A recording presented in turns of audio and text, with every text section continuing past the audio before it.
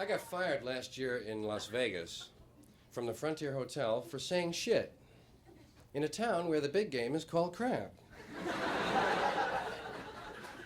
It's some kind of a double standard, you know?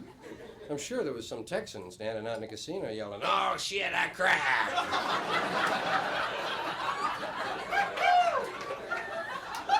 And they fly those guys in free, you know? Fired me. Shit. You get as much trouble saying shit as you can smoking it down there. Shit's a nice word. It's a friendly, happy, you know, kind of word. Handy word. Middle class has never really been into shit, you know, as a word. No, not really comfortably, not completely into it, you know, not really relaxed with it. You'll hear it around the kitchen if someone drops a casserole, you know. "Oh, shit! Oh! Oh, look at the noodles! Oh, shit! Don't say that, Johnny, just hear it. Oh, shit." Sometimes they say shoot. But they can't kid me, man. Shoot is shit with 2 O's. No one ever uses the word shit really literally, you know? It's always figurative speech. "Hey, get that shit out of here, will you? Just move that shit away. I don't want to hear that shit. Give me that shit. I don't have to take that shit. I'm not full. You're full of shit. You kind of a shithead or something? I don't need that shit." It's always figurative. You never hear anyone say, "Look at the shit, Martha. Wow. Little piles of shit in the street. Wow." They don't say that. They have other words for that. Doo-doo, caca, poo-poo. And good old number 2. Could never figure that one out, man. How did they arrive at that? Out all the numbers, 2 gotta mean shit. Why didn't they pick 13? You know? They didn't like that one anyway. That'd be easy to remember. 13 means shit and bad luck, right? I got it. My dog does number 5. That's 3 1s and a 2. Your dog does that, right? Dogs do a lot of number 1s, man. They really do. They hold that and they spread it out all over town if they can. Because they know if they do 1 all at once, you take them right up the house again, man. They save 1, little here, little there, man. They can do 20, 25 number 1s sometimes. I told my little girl, you know, that our dog did number 5. I said, "Hey, Bogey did number 5, you know, 3 1s and a 2. Ah!" She thought that was great. She kept running back for an hour, man, telling me different combinations, right? "Hey, did 21, 10 2s and a 1. Ah!" Kids are like that. They love a joke, man. They really run with it forever. Just 4,000 variations on a theme. Hey, another aspect of the word shit. To the drug community, a nice term. Sounds. What is Time Magazine calling it this week? Drug culture, mini culture, micro culture, whatever they will. They have a million hyphens over there at Time Incorporated.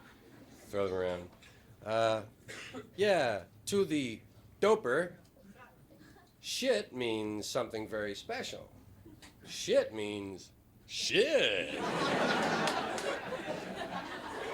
Yeah. Whatever you smoke, drop, shoot, snort, rub into your belly, or whatever, is your shit. Especially grass, most often referred to as shit. Yeah. Got any shit? No, I'm out of shit, man. Why don't you lend me some shit? You already owe me some shit. I wonder if one narcotics policeman, I call him narcotics policeman because I don't like the word narc. It sounds too final, you know? Narc. Sounds like it's over. Narcotics policeman sounds like you might have a chance of talking him out of it, you know? Good luck. But I wonder if one narc could go all the way through school and not know that shit means shit.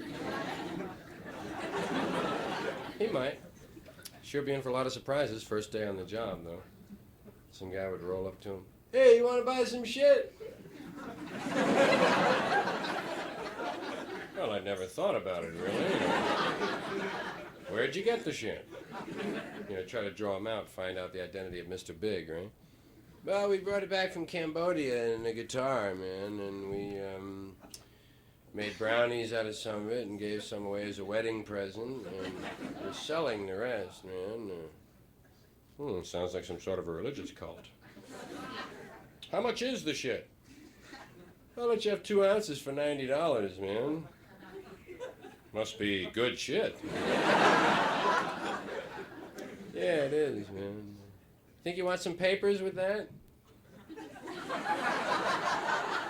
Yes, better let me have a roll or two, would you? Oh, God. Oh, shit. One of the things that occurred when I began to just, you know, feel some changes happening to me.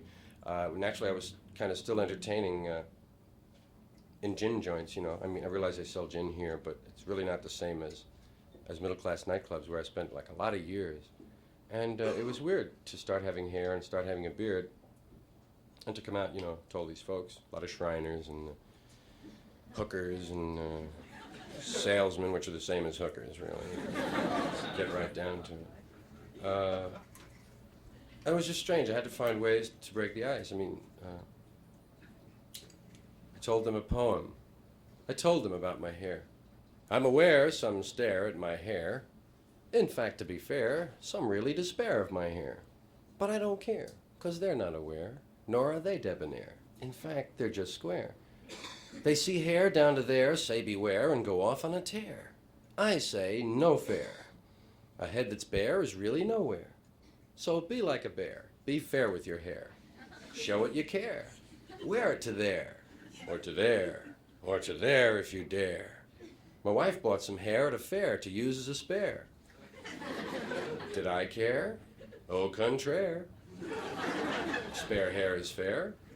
In fact, hair can be rare. Fred Astaire got no hair, nor does a chair, nor a chocolate eclair. And where is the hair on a pear? Nowhere, mon frere. Now that I've shared this affair of the hair, I think I'll repair to my lair and use Nair. Do you care?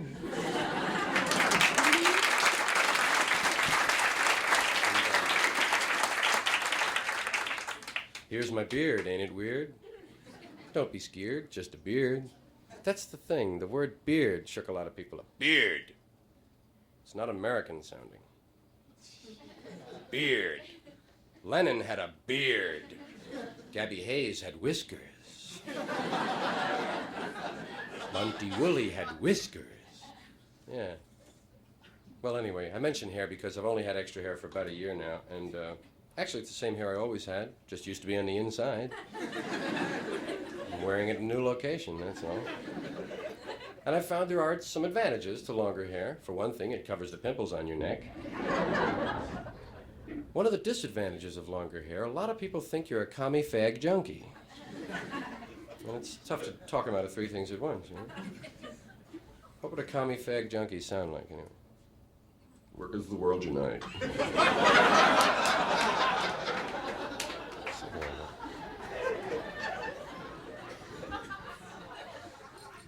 How many did not wear a good, strong deodorant tonight? Don't raise your hands, no.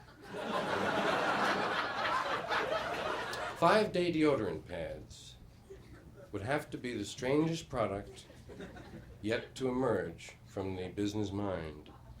5-day deodorant pads. Sounds like a curse of some kind. You know? And tell the truth, now be honest. When you first heard of 5-day deodorant pads, how many of you thought you had to wear them? I always catch a few.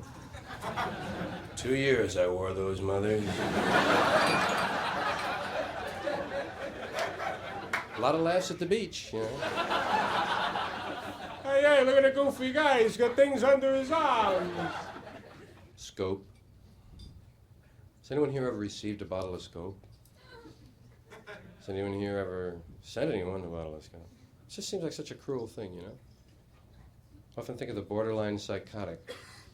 It just needs one more thing to go wrong, you know? Going down to the mailbox. What's this? Scope. Scope. Up on the roof with the Magnum, right? Boom, boom. 9 dead, and they blame Marine training. Bad breath, yeah. Anyone can have bad breath, Marge, but you could knock a buzzard off a shit wagon. Remember that? That's it.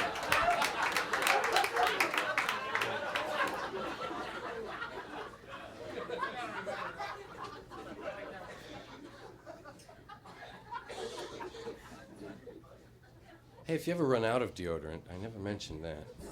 You can, you do, even in the nicest home. You get one pit done, you know, and oh, God. You gotta go like that, you know. If you run out of deodorant, go into the kitchen and put a bay leaf under each arm. Doesn't stop you from perspiring, but you smell like soup. Keeps your friends alert, you know. Hey, who's wearing chicken vegetable?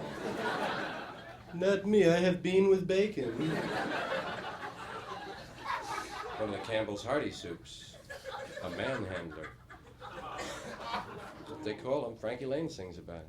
How do you handle a hungry man? A manhandler. Really sounds a little suggestive to me. There's a lot of that in advertising. Hidden sex, you know. There's a lot of open sex, too. Take it off. Take it all off. Does she or doesn't she? Hope so. But that's open, and you can deal with that, you know.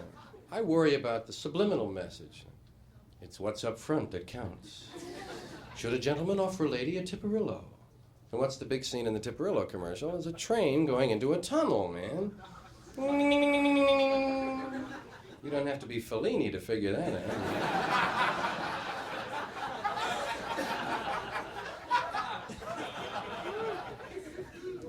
But not all of the sex in those commercials is wholesome, normal, good old-fashioned American man on top, get it over with quick. Sometimes it's bizarre. I'd walk a mile for a camel.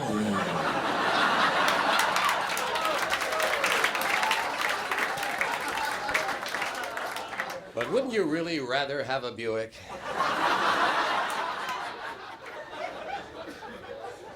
I can get my hands on a Toyota. Well, they say Plymouth makes it.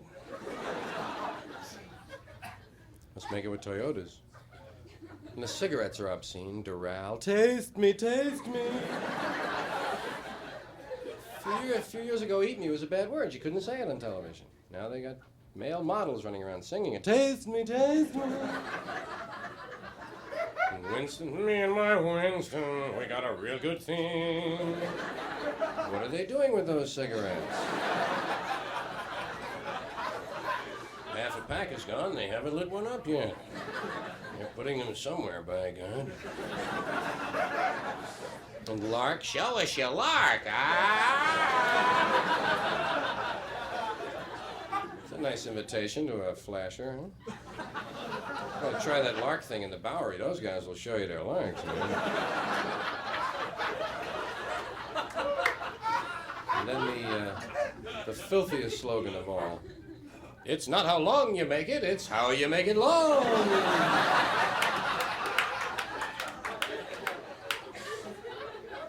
Fortunately, that's based in truth, so it's easy to take.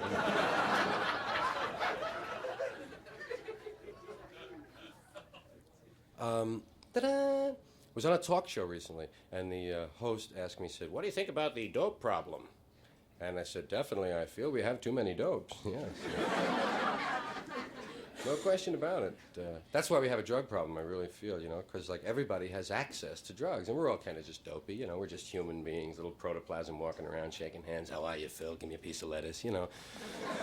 No real big thing. We're just kind of dopey folks, and we have all these drugs available to us. You know, that's why there's a drug problem, man. There's all those drug stores, right? Every 3 or 4 blocks, there's a big sign. Drugs. Open all night. Drugs. We deliver. Drugs. Cut rate. Drugs. It's the biggest thing on their sign. Cosmetics, sundries, drugs. And the pharmacist is always stoned. You ever notice that? Check his eyes. He's experimenting with something there. How come he can never fill a prescription right away, you know? Really, always gives you that, better come back in about an hour. I can't even read the bastard, you know? It's no accident that we're drug-oriented, really. The drug companies got us that way, and they'd like to keep us that way. I mean, that's a simple thing. They start you early with the oral habit. Little orange-flavored aspirin for children. 2 in the mouth, son. Something wrong with your head? 2 in the mouth. Remember that, head, mouth. These are orange. There'll be other colors later on. Even named it after a saint to throw you off, you know? It's all right, son. 2 in the mouth. St. Joseph. Remember Papa Chocks? Papa Chock! You know, guy goes to a dance when he's 13. How's your head? 2 in the mouth, man, you know. Mom's got her fix. Coffee freaks running around. Alcohol. You know, that's the biggest, of course, and most abused, and incredible. 50% of all traffic deaths. No, yes, that's about 25,000, right. 50% of traffic deaths, 40% of all arrests, traceable. 50% of all first admissions to mental institutions, traceable to alcohol. And then, of course, there's diabetes, gout, high blood pressure, heart disease, insanity, divorce. So I always say, drink up, Shriners, whenever I see a couple of them, you know? When they talk about drugs, they don't talk about all of them. That's the problem. They don't mention coffee. The low end of the speed spectrum, I grant you. But there are coffee freaks, and they're walking around, nobody, you know, worried about it or anything. Mrs. Olson never tells you about that mild speed lift, you know? Because she's shooting freeze-dried Folgers, right? But you've seen the coffee freak in the office, haven't you? The guy who drops 8 or 9 cups every morning. Always in a good mood. Hi, how are you? Warm that up for you? Okay, yeah, hi, how are you? Hey, good to see you. Always in a nice mood, fine. Until the coffee urn breaks, man. Then he's the first cat over. What do you mean broken, man? Why, plug it in, man. Turn it around. Never mind, man. Put some water in. Holy shit, man. Turn the plug around, man. And then he goes out and scores because he's the one who's hooked on it. I know it's just a dopey example, but that's the beginning of it. Then you have housewives and the diet pills. Mom found out there's a lot more than dieting in those pills, man. Help you grind your teeth and feel great, too. Keep on the phone a lot. Hi, how are you, Marge? Anyway, look at that. How are you? Where are you going, Mom? Shopping at midnight? Well, they're open, you know. Never mind. See you later, man. Go. And athletes got into uppers. College athletes. The right wing's last line of defense on campus.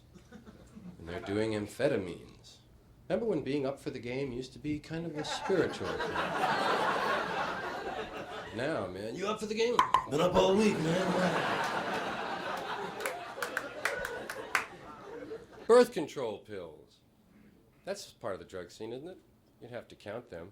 The entire female population of the U.S. is being used as the guinea pigs to find out if birth control pills are going to have any side effects or not. Isn't that nice? Really, if every lady who used them gets to 61 and one leg gets shorter than the other one. Yeah. Better call the pills back. Birth control pills are still on prescription. You still need a note to get laid, you know. So bad. Not only do you need a note, you got to go to one guy to get the note, and then you got to bring it to another guy. Everybody's in on it, you know. Ladies must feel silly going in there. Here's my note.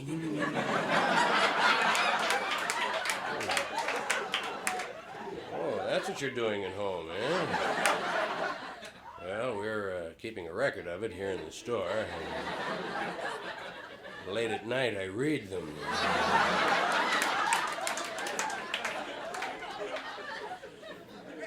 Well, someday birth control pills will come off prescription. And when they do, they'll need those cute little catchy names that the patent medicines have. They'll sell birth control pills, you know, in the corner drugstore. There'll be 1-cent sales at Rexall. There'll be attractive little cartons, merchandising campaigns, a special Christmas package, and they'll be right up there with the Schraff's 2-cent mints at the cash register, you know. Take your change in birth control. And they'll need those cute little names which describe what the product does. Names like, well, we have so many patent medicines today. Sleep Ease, No Dose, Dentu Grip, Orifix. Sounds a little freaky, that one, I don't know. Listen, may I have an Orifix?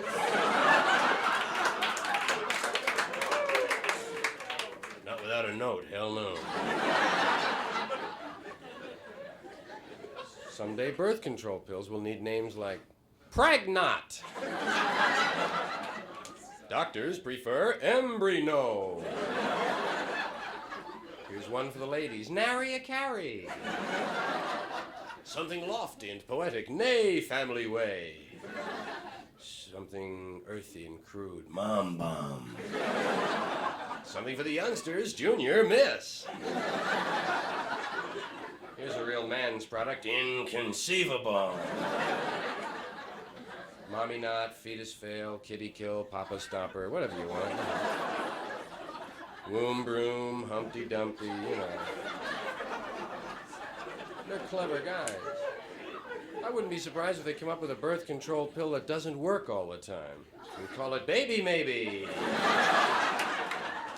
Available in the 6-pack, the sex pack, and the handy shack pack for you weekenders. One for home, one for office, and one for the glove compartment, guys. And don't forget to save those wrappers. Remember that? You always save 60 wrappers and get some azalea seeds. Here's a phone call that'll never take place. A common phone call that will never occur again once birth control is universal. Once everyone has a way to plan, no bachelor will ever have to fear this phone call again. And they fear it. So do married men. It's a scary call if you're fertile at all. Hello. Hello? Dave? Yeah, this is Dave. Who is this? This is Jane. Jane? Jane who? Jane. Jane? Jane. You met me at a party about 6 to 8 weeks ago. And you said I was a real good sport. Oh, Christ, yeah. Jane. How are you, Jane? Pregnant. And I'm gonna jump out the window. Say, you are a good sport, aren't you, Jane?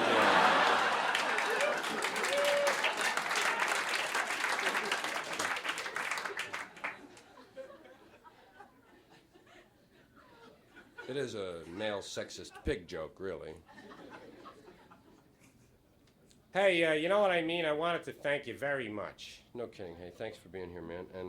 And thanks for the use of your head on an early show like this. I appreciate it. Don't forget, it takes 2 fingers to make the peace sign, just like it takes 2 people to make love. When you go like this, you're jerking off. Good night, guys.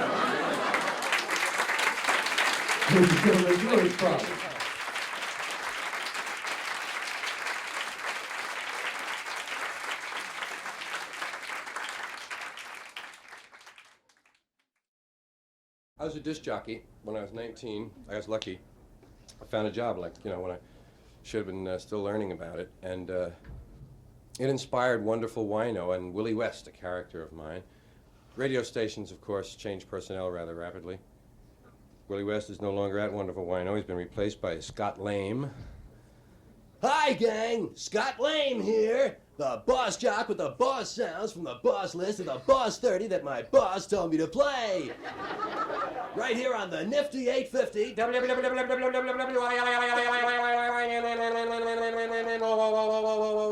Wonderful Wino Radio! Wonderful Wino! The big sound in the big town. Wino time, bing bong, 5 minutes past the big hour of 5 o'clock. Hey, we get started one of the big sounds this week. Number 5. Last week was number 9. Number 9. Moved up 4 spaces. 4 spaces.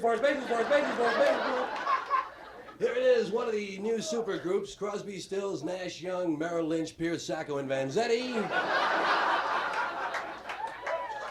And the ever-present footprints cross the shadows on the carpets of the hallways of the memories of your mind. Okay, kids, one of the big sounds and a great story behind that one. And you heard it first right here on Wonderful Wino. Wonderful Wino. Wino time. Bing bong. 5 minutes past the big hour of 5 o'clock. Moving along with two in a row. A big double play. Back-to-back sounds for you on the Scott Lane Get Together on a Wonderful Wednesday. Here's a tune that's really moving fast. When I say fast, it was recorded at 9 o'clock this morning. At 12 noon, it was number 15. At 3 o'clock, was the number 1 sound in town. And now it's a golden oldie. Solid gold to make you feel old. Solid gold to make you feel old. A golden flashback from the summer of '69, before you were born. Remember, kids? Here they are, the Red, White, and Blue Electric Outdoor Protestant Blues Band. Jenny.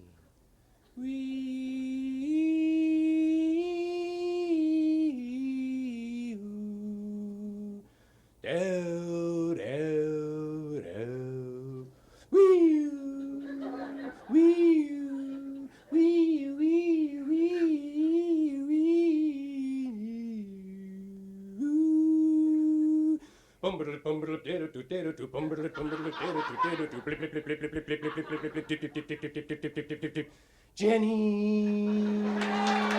Okay.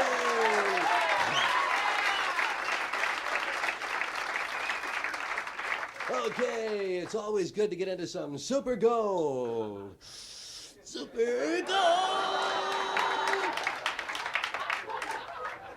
Okay, we'll take about 5 minutes out here for the latest news from around the world from the award-winning Wino Newsroom, and then back with more of the big sounds for you here on the Scott Lane Get Together for Wonderful Wednesday afternoon. Wino time, ping pong, 5 minutes past the big hour of 5 o'clock. As soon as we come back, we'll be listening on medical records. Won't You Take My Heart by the donors, and My Body Is Rejecting Your Heart by the recipients. But first, Wino News! Wino News! Wino News!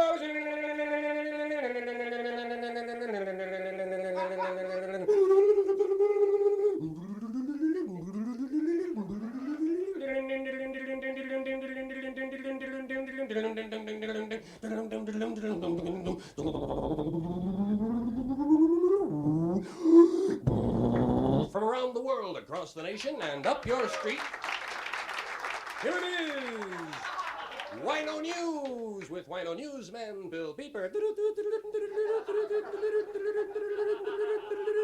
Saigon, Phnom Penh, Bangkok. That's it from Wino News. Details on the half hour. Okay, kids, and back with more of the big sounds for you here. Wino time, bing bong, 5 minutes past the big hour of 5 o'clock. Right here on Wonderful Wino. Wonderful Wino. More hits more often. Big number 7 this week. Number 7, number 7, number 7, number 7, number 7, number 7. This is one of the great bands from San Francisco, Brain Damage. And a tune that's really making it for them. In fact, it's number 3, number 3, number 3, number 3, number 3, number 3. That's right, it moved up 4 spots while I was talking about it. Here it is. Okay, one of the big sounds that you heard right here. Wonderful Wino, Wonderful Wino. Wino time, ping pong, 5 minutes past the big hour of 5 o'clock. And say, stick around following the show, kids. We'll be featuring some local basketball. Local basketball. Today, Andy Granatelli Vocational plays the mighty Purple of Owsley High. One of the big games too. Okay, let's move back with more of the big sounds. Billy and the Blemishes and One Last Pimple. I got one last pimple from going steady with you. Don't know whether to break it or leave it alone. It's the only one I call my own. Hey, and don't forget, kids, if you have a problem like that, yes, if you're the only one in the crowd who doesn't have unsightly blemishes, pick up on Pimple On. Now you can put them anywhere you want. Put them all on one side of your face and look the other way. Put a peace sign on your forehead. Spell out your girlfriend's name on your bag. Hey, coming up during the next hour here on the Scott Lame Show, we'll be listening to the new John Lennon single, which, if you play it backwards at slow speed, it screws up your needle. And don't forget, the Associated Press tells us that 218 people have been killed on the nation's highways. The National Safety Council expects a total of 500. You're not trying, friends. Thank you, guys.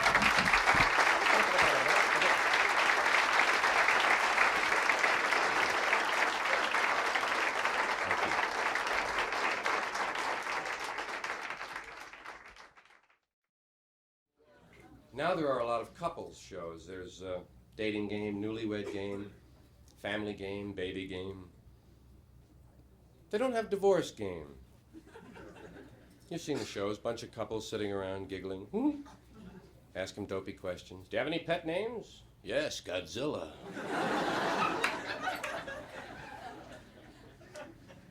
And you always try to get them into a little fight, especially on newlywed game. If her answer doesn't match his answer when he comes out, they make him fight a little, you know. What do you mean, chocolate? Chocolate? Jesus, chocolate. Pistachio, man. He says chocolate, you know? You're not getting any tonight.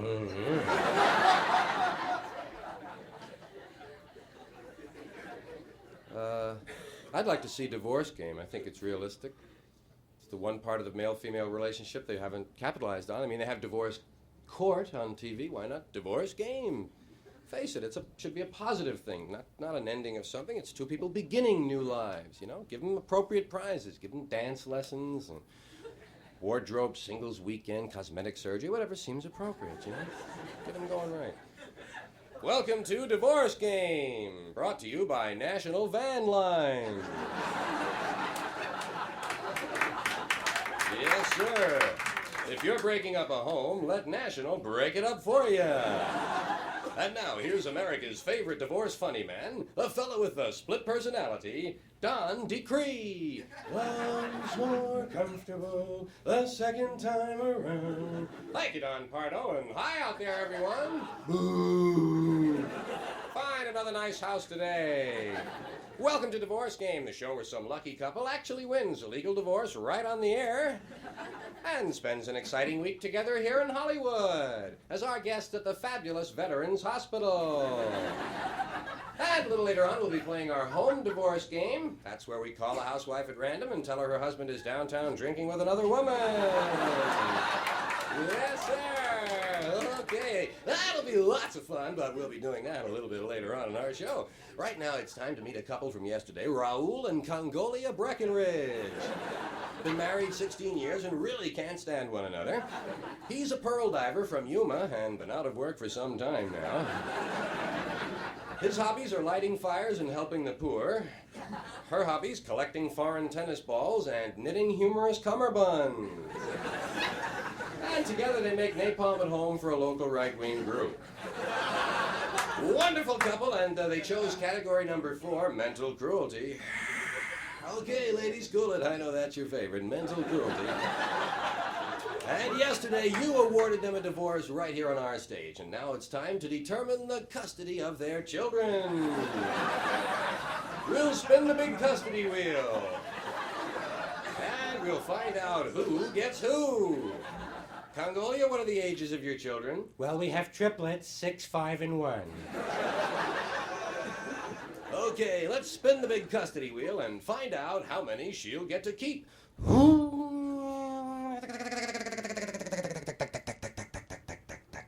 None! You don't keep any. Mr. Breckenridge gets all the children. How do you feel about that, Mr. Breckenridge? Do you think we could let her spin that wheel one more time? No, the decision of the wheel is final, and now it's alimony time. Okay, cool it, ladies. Alimony time. Yes, sir. And as you know, we like to be just as fair as the courts in awarding alimony, and so we use the alimony dartboard. Congolia will throw 3 darts to determine her weekly alimony. Oh, yeah. $1,550 a week. That's a new divorce game record. And I recall from Mr. Breckenridge's card, he only makes $1,500 a year. Well, we'll see him soon on our new nighttime show, Jail Game. Stay tuned for Sue Your Neighbor. And You Bet Your Parents. Ed Sullivan. Everyone does Ed Sullivan now. Even agents can do Ed Sullivan. I'm sure that somewhere in the world is a goddamn bear that can, just from being on the show, you know, and watching Ed from the wings, you know, you pick it up. Now, I know that a lot of guys do Ed Sullivan on kind of an amateur basis, and I'm here to help. It's, you know, kind of replace the lampshade for men at parties. Now, dig it. When you do your Ed Sullivan impression, don't worry about the voice or the mannerisms. Just the acts you introduce. The stranger, the freakier the acts are, the better your Ed Sullivan will be. I'll now start my Ed Sullivan. I do the John Biner Ed Sullivan, by the way. Many of the comics prefer the Will Jordan. But the John Biner Ed Sullivan is cued for my ear by saying the phrase, well, now you know. But now you know. But now you know right here on our show. But now you know. I'll get him. But now you know. But now you know right here on our show. And now just after Connie Francis, her tribute to Carmen Basilio.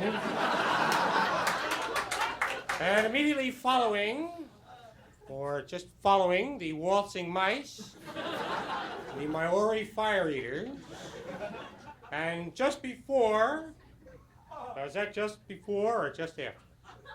During the aerial photographs of Kate Smith, the entire female population of Guadalajara will run out on our stage and yell out their brassiere sizes.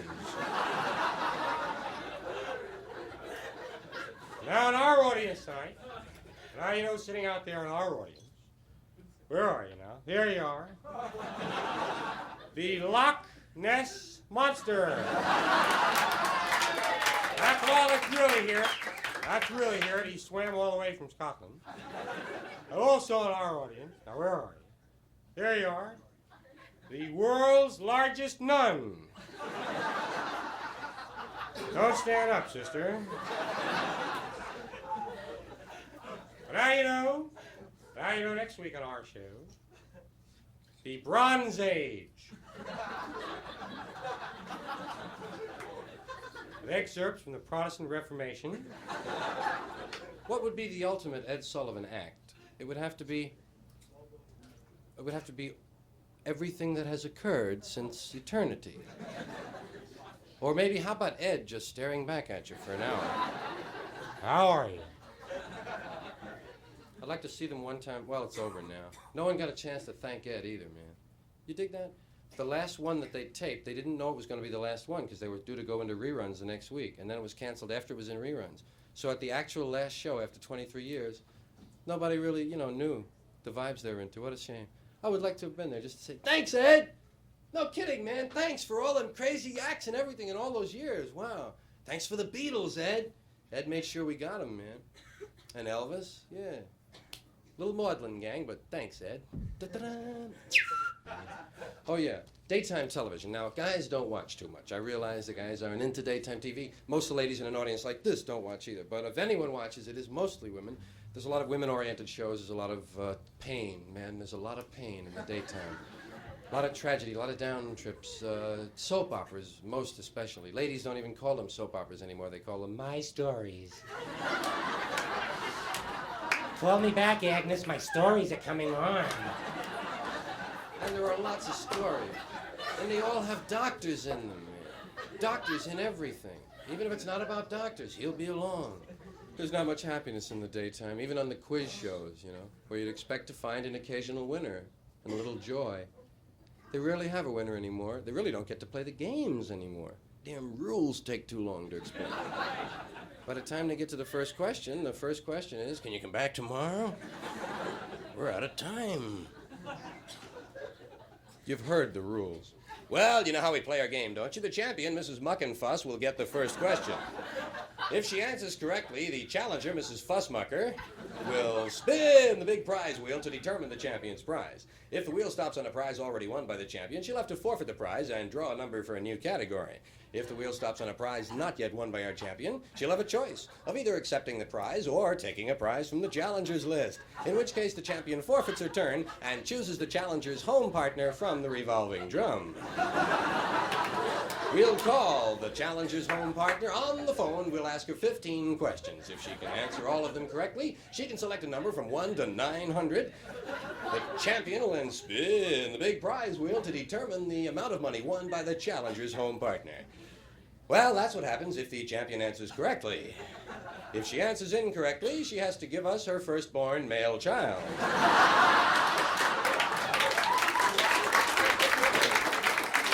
Well, it's only fair. Those ladies don't risk anything, you know. I mean, they come to the studio empty-handed. And even the worst contestant of the month gets a copy of the home game. A little pat in the ass. Thank you, honey. God love you. I'd like to see those ladies have to bring in their own furniture and bet it against the house, you know? Give a little excitement. Okay, you've lost. Take it away, boys. Her living room. Okay. Isn't she a good sport? And then there's Let's Make a Deal, the seat of greed in America. You've seen the people on Let's Make a Deal. You should see the ones they don't let on the show. Take them away. Yeah, but you gotta be a little bit dingy, I think, to be 43 years old and standing up there dressed like a radish, you know? And the ladies, God love them, they show that greed when Monte shows the money. Hi, I'm Monte Holden. I have $500. Not anymore, Monte. Okay, you have the $500. What would you like to do? Keep the $500, or do you want to buy what Jay has in this box? He's bringing down the aisle. Jay, you want to bring that box on down? Jay, look out for the court. Jay, look out, Jay. Well, now we know what Jay had in the box. It was a cheese straightener. Deluxe Model 2. Okay, what do you want to do? Do you want to keep the cheese straightener, or do you want the $500? Or do you want door number 1, door number 2, or door number 3? Oh, Christ.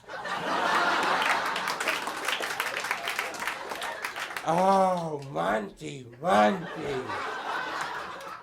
What were the doors again?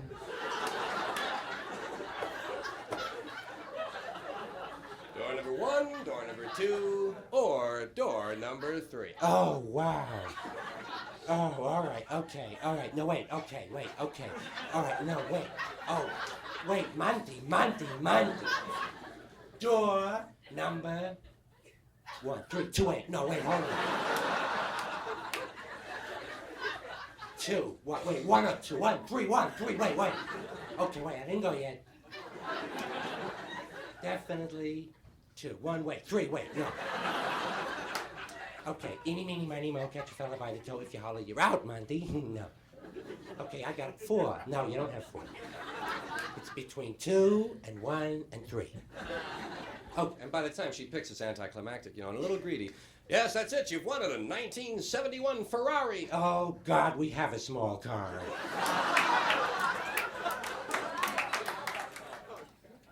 It's 8 o'clock in Los Angeles. It's 9 o'clock in Denver. It's 10 o'clock in Chicago. In Baltimore, it's 6:42.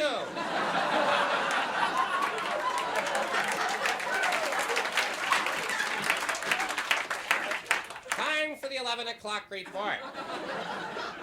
First of all, the headlines. Welcome wagon runs over newcomer. Good humor man slays 10. Pen pal stabs pal with pen. Pediatrician dies of childhood disease. And Jacques Cousteau drowns in bathtub accident. We'll be back with full details in just a moment after this word from Cooley's Cigarettes.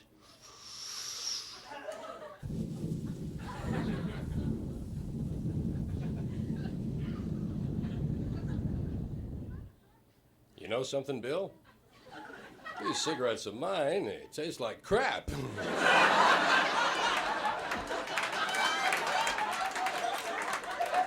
Say, Dan.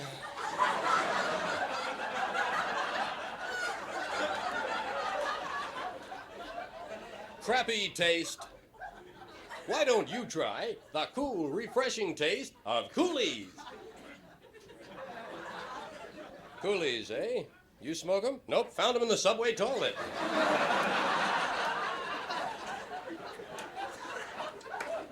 And now back to the news.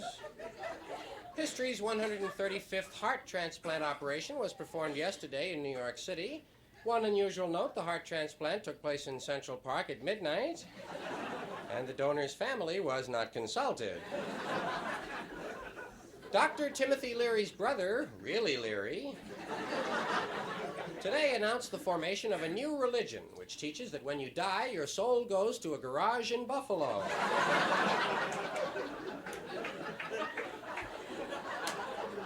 Police today arrested Margaret Fulcrum, a 45-year-old unregistered nurse, and charged her with accepting collect obscene telephone calls.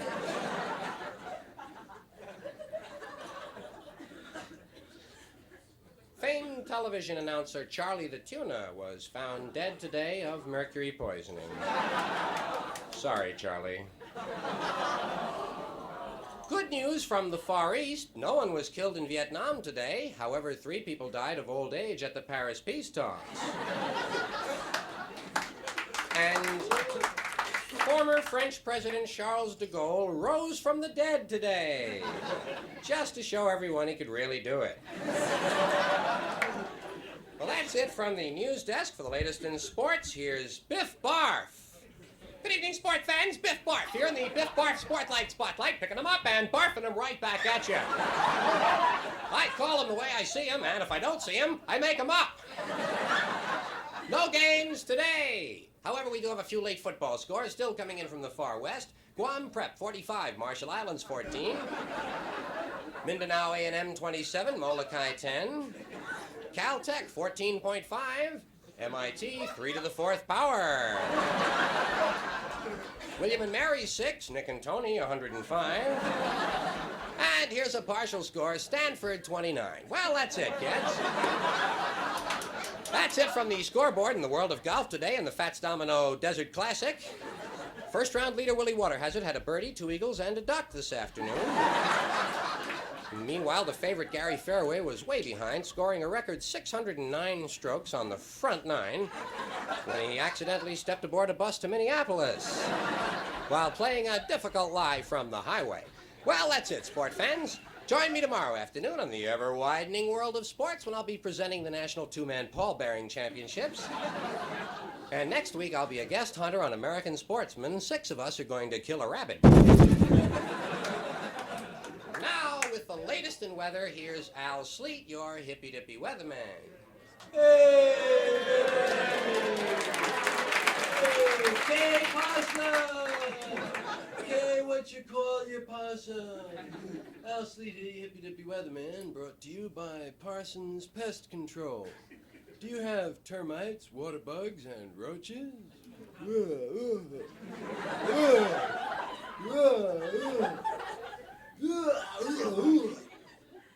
Parsons will get rid of the termites and water bugs and help you smoke the roaches.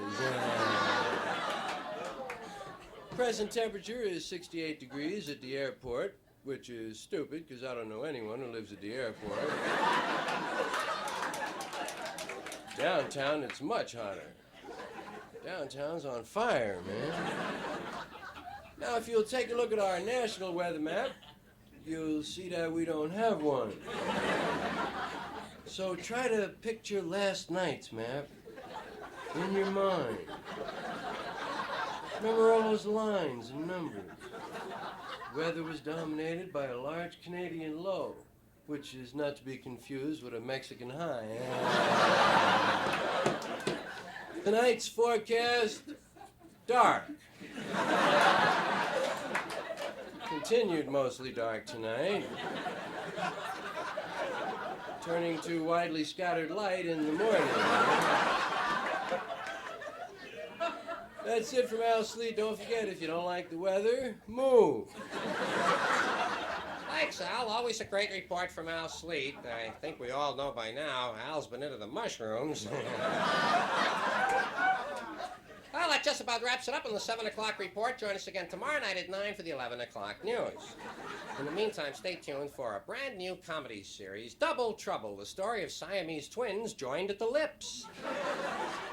And the merry mix-ups that occur when one gets married and the other has root canal work the same day. Good night, all.